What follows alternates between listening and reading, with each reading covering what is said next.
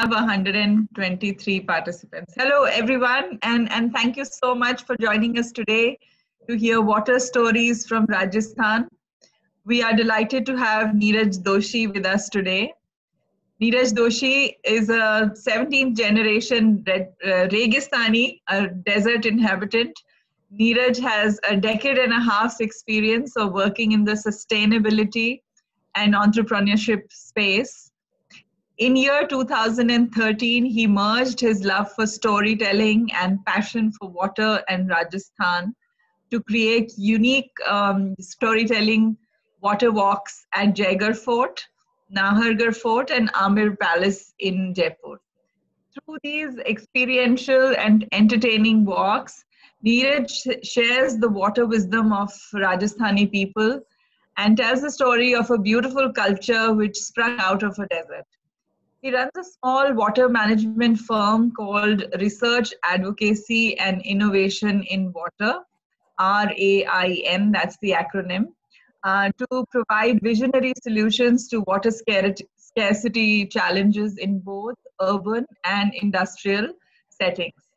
And to add to the above a little introduction, Neeraj also holds 2 master degrees, one in international relations from the Fletcher School of Law and Diplomacy at Tufts University, and the other in business management from Devi Ahilya University in Indore. Today, as I said, he will be talking about water wisdom and other water stories of Rajasthan. Over to you, Neeraj. Thanks, Loveleen, and hi, everyone. I can't see anybody, but I'm sure everybody's out there. Thank you for this thing, and I hope everybody can see the presentation. Okay. Yeah, yes, we can. Awesome. So, water wisdom and other water stories of Rajasthan, as Loveleen already shared, that I'm a 17th generation Registani. So, when I moved back from US back to my roots in Rajasthan, the whole idea was to work in water space, and I would go everywhere to small villages to where my relatives stay, and I would find unique water stories which were not related to the binary that the modern people understand, that we will die without water. Water is a liquid that we need to survive. They were bereft of all this in connotations. It was mostly lively stories of life around water, that how everything in Rajasthan, if you look deep enough, is about water. So let me start the presentation.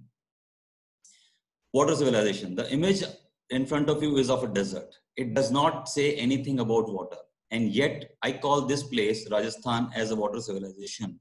Why? And that's the whole thing we will know today. Desert full of water people. Now, if I should tell this to you, that the image before and image after are not that far apart. They are in the same place in Rajasthan. So what we are seeing right now is a lake, and around which you will see a lot of buildings that is there. This is the famous Garhsisar Lake of Jaisalmer. Now, Jaisalmer is the driest part of Rajasthan, and the climate is really harsh. The temperatures climb up to 120 degrees Fahrenheit, to understand in Fahrenheit, or 45, 48 degrees centigrades. But yet, this lake, which was designed in 1336 AD, almost 700 years before, this lake is 3 miles long and 1 mile wide, and the catchment area is almost 400 square kilometers, has never ever dried in its entire existence. Not only that, it also supported the entire Jaisalmer city, right? And you will notice a lot of buildings around it. These buildings are nothing but schools, right? Resting places, restaurants, medical schools, everything is around it. So you would notice that water is the core of our existence. We may not have it enough, but we have sufficient enough to survive and create a beautiful civilization. Now, again, as I said before, water as a binary or water as all these: lifestyle, textile, art, customs and traditions, food, everything we have is water wisdom in it, right? And I'll share some examples from my own living and also what I have noticed around. Now, the picture to the left is of a lake and a temple, right? It's beautiful. And picture to the right is of a modern building with water pipes concealed in the walls or in the shafts. Now, on the left is a celebration of water. On the right is a life as goes is, and we don't really need to see how water works, and we don't need to see. So it is shut behind the walls. It's bereft of life. Again, there is this whole tie and dye technique that has evolved over a period of time, which is about water. Now, you must be knowing that Rajasthan is known for its hand block printing across the world. So tie and dye is also one of those techniques. Lehriya literally means wave-like, like wave. So what it is suggesting is we may not have flowing water in our place, right? But by our imagination and by the things that we have, we can create an illusion, an abundance of it in our living. So what does Lehriya means? Lehriya is basically worn by women and men in their headgear. It has alternating dark and light patterns, usually of indigo, but or any color as to the craftsman's imagination can come into that fabric. But when many people wear it together and when wind blows, the fabric gives an illusion of wave flowing. The whole idea is, and this is worn during a festival called Tej in monsoons. The idea is that we can do hard work. God gave us sufficient water enough to create a beautiful life, and it is in our fabric as well. Now the ultimate thing, clouds. Now you'd be seeing a lot of words over here which may not be able to, many would not be able to understand because it is in my local language, Marwadi, right? Now these are the names of the cloud. I'm going to tell some of it, but you know the whole gist is there. Titar Panki, Kanthi, Ghatato, Panthili, Lalan, Ilur, Badli, Badal, Panihara, Pans, Dhund, right? Now clouds, when they come, they inform about the coming of rains. In English, we have a couple of names, you know, Cirrus, Nimbus, all those things. But over here, we have over 150 names for clouds. And the clouds are not just clouds. They are literally living beings. So all these names that you see are given after a certain human quality that you notice in a cloud. So for instance, a cloud has dropped all its humidity or water, and it's just hanging around by like this. This cloud we know as Ubyu. Ubyu literally means standing or parked, right? If a cloud is very heavy with water, right, it will have a certain name. If the cloud has a lot of sort of lightning happening, that means it's angry. So it will have that kind of name, human quality. So clouds give us that kind of human understanding. Another important aspect of life in desert is that it's not densely populated. Again, let me bring another context to this whole thing, that although I have used word that Rajasthan, our place is not densely populated, and yet Rajasthan desert, which is Thar, is the most densely populated desert in the world. There are 25 deserts in the world. Sahara is number 1, which is 9 million square miles. Thar, which is the desert in Rajasthan, which covers 70% of the land mass of Rajasthan and 30% of the land mass, which is in Pakistan, right? Is 17th biggest desert with the square area of 200,000 square miles, right? But in terms of people living in the desert, Sahara has 1 person per square mile population density. As opposed to that, Thar has 134 people living in it, which is humongous. Just to give you another context, the state of Arizona, United States, has 63 people living per square mile. Now that doesn't give you a picture, but desert, 134 people, right? Coming back to the clouds. Now, with clouds, as I said, they are harbinger of rain, right? But they are also friends. Because human beings are social people, they need to connect, they need to be able to share their things, right? But in, less densely populated area, you don't have those many people. So when you have something out there, you connect with them, you talk to them, and you give them human-like qualities. And probably that's also one of the reasons why clouds have such human-like names. Another very important aspect that came up in the life of Rajasthan, but it's true for the entire country as well, is water hut, which we call locally as Pyau, right? Now, water hut is a very only, I think, public service activity that is there. There is no intention of exchanging of money, right? It is only to serve people water. So at the onset of summer, across India, millions and millions of water hut will come up, and their only role is to provide cool drinking water. And the decanter or a pitcher that is used to serve water to thirsty is known as Ram Jhara. It has Ram, one of our gods, associated with it, right? And there is no parallel name to it. It's Ram Jhara. And Where else do you find such examples copied the world over in the modern times? The first is city of San Francisco, which is the picture that you see, is of a water fountain that was installed by the Municipal Corporation of San Francisco in 2014. These water fountains provide water for free. They don't charge.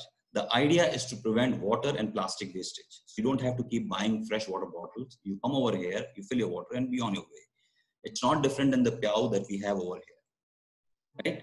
Another city went the same way is Paris, 2016. So our examples are copied world over. Now this could be a very simple picture of a lady cleaning its utensils, but you would notice that she's not using water or very little water. What she's using is sand. But it's the better version of this is using charcoal ash. In our households across Rajasthan, since we have very little water, we have to ration it, right? So what we have evolved a way is to use charcoal ash to dry clean our utensils on which we have eaten our food. Now, where does this charcoal ash come from and why charcoal ash? And there is a tremendous amount of scientific understanding that has gone into it. Charcoal ash is made of carbon. It's carbon. And carbon has a highest porosity, right? So when you smear charcoal ash on a plate, right, and it will absorb all the stickiness, oil or butter that you have on the plate, and then you can wipe it clean using a cloth. Whereas do you find the same quality of charcoal ash or carbon used in modern times? It is in your toothpaste, where you have carbon toothpaste, and also in your face wash, which is the whole idea is that it's porosity, the higher amount of capability of porosity, it will absorb all the impurities from your tooth or from your face. So people who have followed this tradition may not understand the scientificness, but it's rooted in science. Now coming to the stories of Rajasthan, and you know, this presentation will not ever be able to justify the stories that we have for water. For one thing, everything and anything that we do in Rajasthan is around water. So if there is a death in my family, if there is a birth in my family, if there is a marriage or any other happy or sad occasion, eventually it will result in a water body. Right? Rajasthan has 3,000 water bodies, all man-made. All man-made. So if you find step wells, lakes, ponds, wells, all are man-made. And in fact, we give the name of our towns based on our water. So if you notice, if you're traveling through Rajasthan, I'm pretty sure you will, once we go past this pandemic, right? You would notice any town or city or a village, the name ending with Sar, S-A-R. Sar means Sarovar, which translates into English as lake, right? That place takes its name from the water body that it has in it. So Alsi Sar, Megra Sar, Padam Sar, Gulab Sar, Lunkaran Sar, everything is about water. And the ultimate water body that we have with the name ending with Sar is Amritsar, which is a city in Punjab. So coming to the stories, let's start with the first, the beginning. How did Rajasthan came about, right? And this story goes back in time to one of our most important epic, Mahabharata, in which the hero was Lord Krishna, right? So the Krishna, after the end of war, which is the 18-day long war, which happened a couple of thousands years back, he was riding back in his chariot back to his hometown in western part of India. His chariot passed through a desert, which is today's Rajasthan, right? And in Rajasthan, there is a place called Jaisalmer city we talked about. And in Jaisalmer, there is a hill called Tirkut, on which the current palace or fort of Jaisalmer is situated. His chariot passed through that, and for what not reason, Krishna looked towards his right, and he saw a man sitting on top of the hill, deep in meditation. And he immediately wondered, who would be sitting over here in this godforsaken place, so hot, sand everywhere, there is no water, no life around it, why would they come over there? So in India, people usually choose these difficult places to meditate, to bring up, to call upon the God to alleviate their challenges or personal problems. That's why we find difficult spots. So Krishna asked the person to stop the chariot. He walks up the hill and walks up to the person and requests him to open his eyes. The sage, the person who's sitting in meditation, opens his eyes upon a call and looks that there is a God present himself. And he becomes happy. And the Lord asks, why are you sitting over here? What is the purpose? The sage says, what is the purpose for a person who has left materialistic life? It is for the benefit of the mankind. Well, what is the benefit that you seek over here? And I will offer you a boon. The sage says, if you want to offer a boon, offer for this place. And Krishna looks around and says, but nobody is here. How would this place benefit from any boon? The sage says, this is what I want, and this is why I've been meditating for. If you want to offer a boon, please do. Otherwise, you can be on your way, and I can go back to my meditation. Well, he has already offered a boon. He cannot renew upon it. So he has to say what we say over here, Tatastu, so be it. And since then, I'm sorry, I blundered over here. What was the boon? The boon was, sage wanted to ask, this place should always have water, right? And you can understand the confusion that Krishna had. Why would anybody want water over here? There's nobody. Anyways, he had to offer the boon, he had to do it, and so he said, so be it. Since then, the people of Rajasthan has not sit cross-legged that we have been offered a boon and we can be married. No. What boon entails is that if you work hard enough, I will show you the path to water. And that's what we did. So there is a tremendous advancement in indigenous technology in Rajasthan, which if you visit, you should look. There are different types of step wells, jhora, jhalara, this, that, all local names. But we have created a life which Rajasthan is one of the most visited state in India for tourists.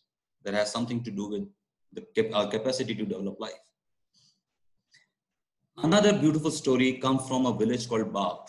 Now in the image, you would notice one canopy and one cenotaph. On towards deep left, you have a cenotaph of a person called Megha, and this is his story. And in front is the canopy of his wife, right? Now Megha, and this lake's name is Megrasar. Now, what actually happened? A couple of 100 years back, right? I think I'm talking about 1650. This place where the village Bap is situated was a grazing land. And herders from nearby places would bring their cows or goats over here for grazing. Megha was one such herder. He would bring people over here, he would bring his animals over here. One day, after it was getting dark, he was leaving.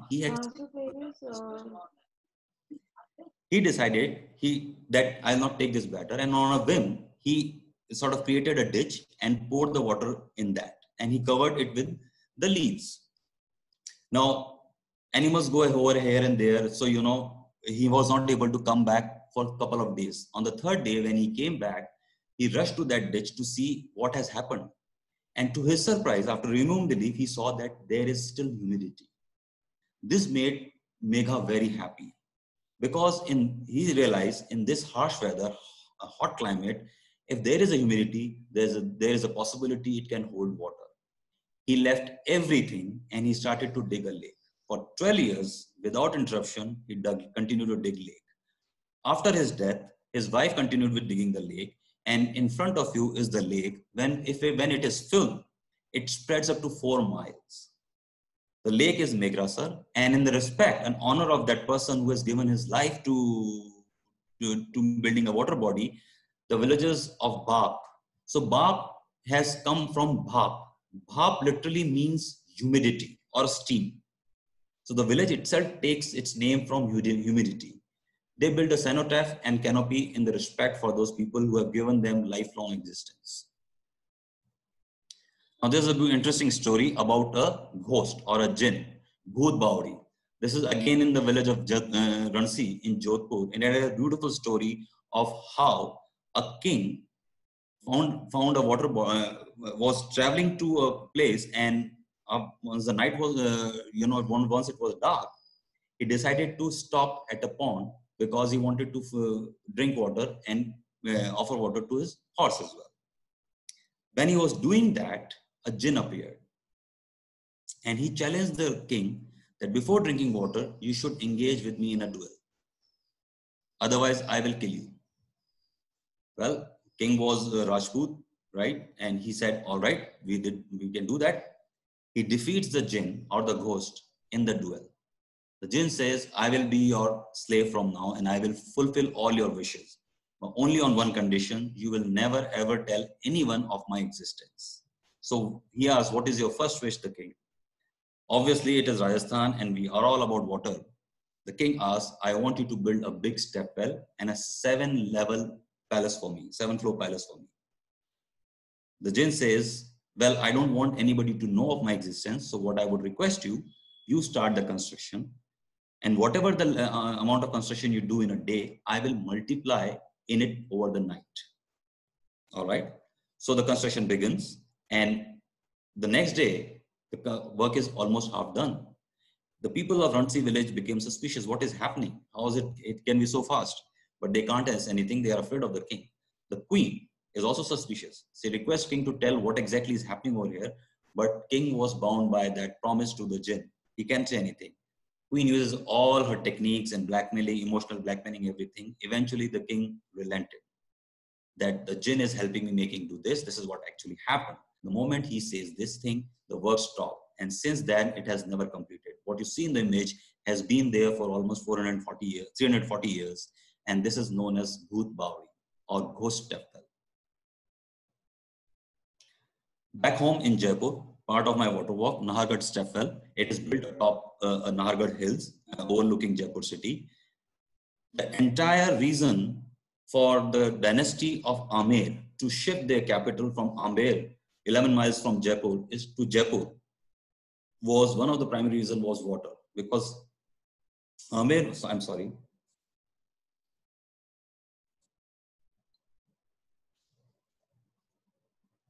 Amer was a landlocked city.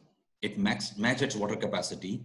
And a king was a far-sighted king, and we all know Jai Singh Ji too, who has done brilliant stuff, building a brand new city, building these 2 forts, building science laboratory, observatories, everything.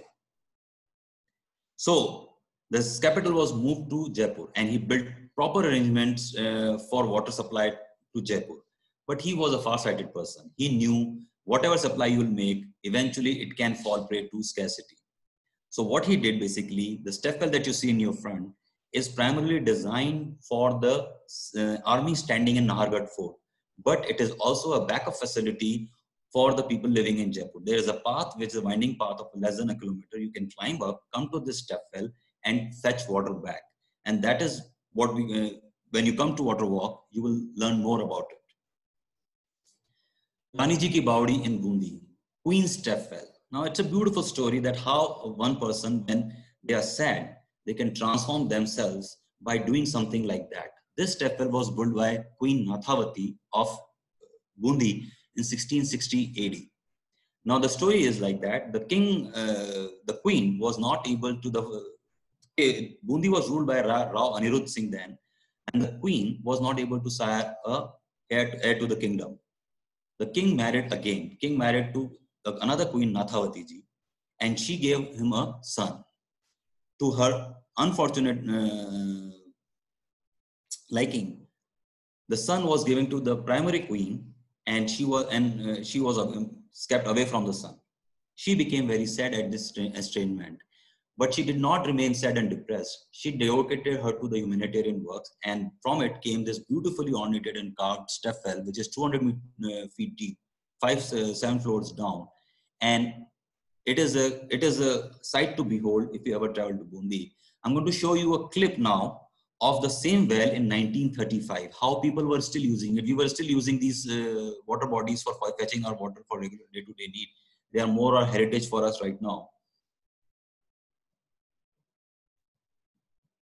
You would notice a film and you would notice a lot of women carrying pitcher on their head and walking up and down the step well.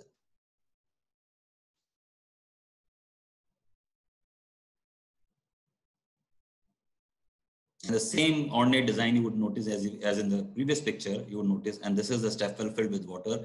It is still filled with water.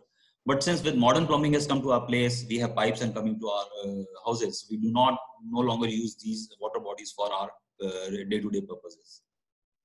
But 100, almost 80 years now, this step well is standing tall, beautiful as it is.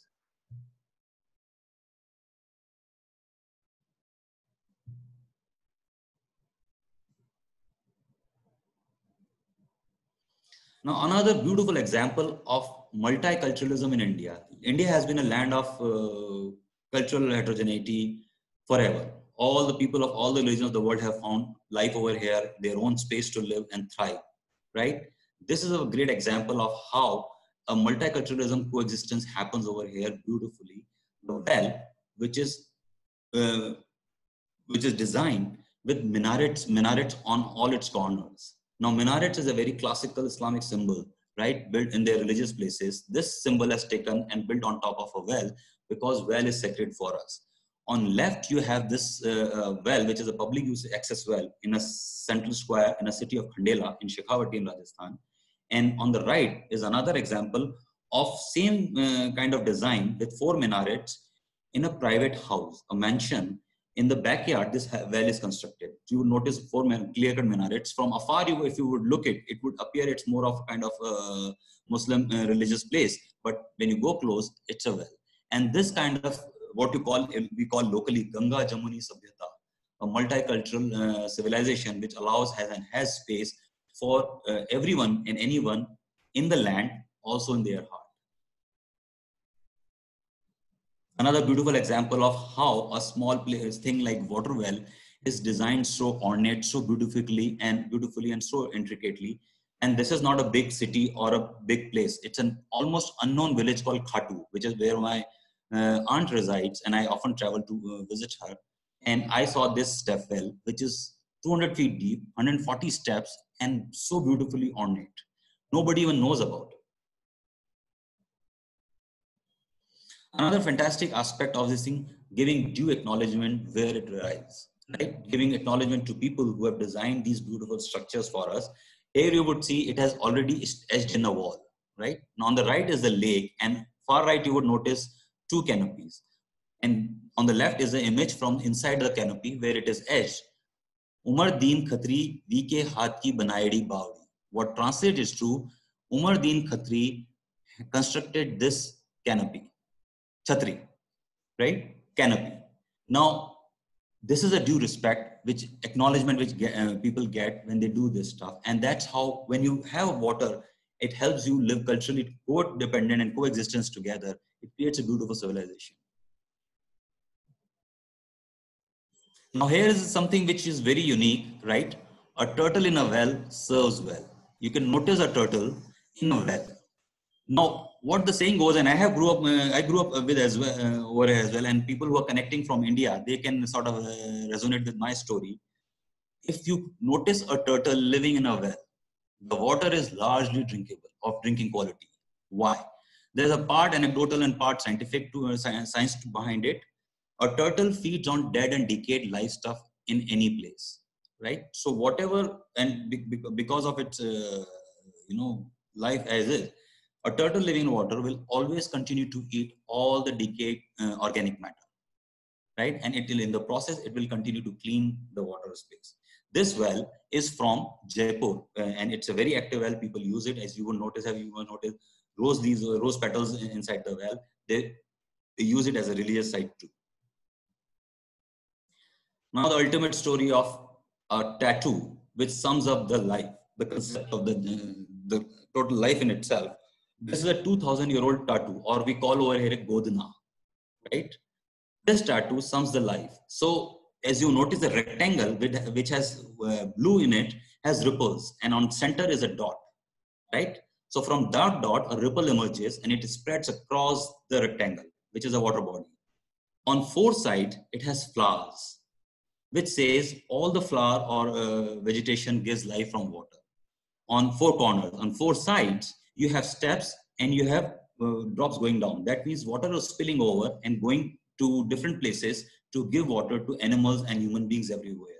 So this drop, life emerges from a dot, and from dot, the waves spread, expand, and it provides life to everywhere. This tattoo has been used by women, man across for a couple of thousand years. Now, how did this whole stories and wisdom and technology came into being for me, and how did I sort of transform it into a water walks that I conduct right now in Jaipur? So there are 2 walks right now. I mentioned about Jaigarh Water Walk, which I don't do anymore. Nahargarh Water Walk and Amber Palace Water Walk, they have two different water management systems which provide water to a couple of thousand army members on top of a hill above Jaipur. And how beautifully and technology advanced this construction was and these systems were is what the whole part of the walk. The walk covers cultural heritage, what we have shared throughout the presentation, technological heritage, that how different technologies have come up in Rajasthan, which are very, very indigenous, and storytelling. You know, because you cannot make it a technical sport, you have to, for experiential aspect and for enjoying, you have to have storytelling. Technological heritage, the step wells and the pulleys and the Persian well, everything, all those things have come up. We talk about that. Storytelling, which is the third eye. How does it happen? How does stories impact us? In fact, the scientists and neurological scientists working on the impact of stories, they say that when a person listens to the story, he or she gets connected to the other person, and whatever they feel, they started to feel. The story bypasses the brain. It directly connects you with the heart. And that's why you have this evocative feeling that happens when storytelling happens. What makes Heritage Water Walk tick? Well, water connects us all, so it ticks to everyone. We live water, we breathe water. Everything is water for us. And the last video is from the active water systems that we have in Nahargarh for 300 years. Whenever it rains, these systems kick into action and they bring water to the step wells and the tanks that have been made inside the fort. As you can see, water is flowing in the channels and flowing towards the fort.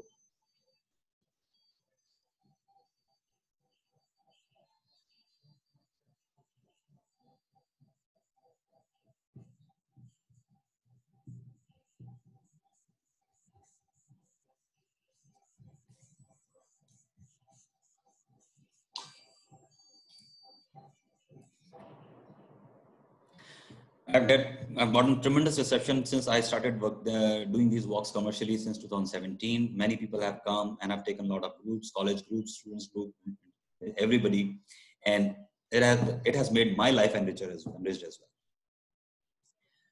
There are a few developments in pipeline. I'm working on 2 more walks. One is at Ramgarh Lake, which is also a historical lake built outside of Jaipur at the turn of the century.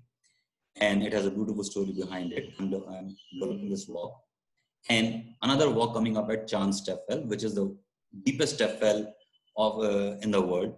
You can connect Chand Step Well with the Batman series trilogy movies, where one of the scenes was filmed at this step well. It has an entire palace built inside it. Now, how do we do COVID response and preparation? I'm pretty sure you must be bored out of death with listening about COVID response, but I will only add relevant to my walk. We can have social distancing very easily. There's a lot of space. So we have no problem maintaining social distancing. We do not need to touch each other. Again, we carry hand sanitizers. We make it mandatory for everybody to wear masks. Our expert guides wear masks. And we also carry hand sanitizers. You can pay us online, so there is no need for us to touch each other and create any kind of challenge. Thank you so much for listening to me. I hope you had a wonderful time and looking forward to taking you guys for a walk. Thank you so much, Neeraj. That was really insightful. Although in between we had a little bit of, I think, some audio disturbance, perhaps at some end. So we are now open for, I don't think it was huge. We are open for Q&A now. If anybody has any questions, please post in the Q&A tab of the Zoom. We are also live on Facebook, so we are not monitoring that, but we are taking up questions on the Zoom where we are presenting.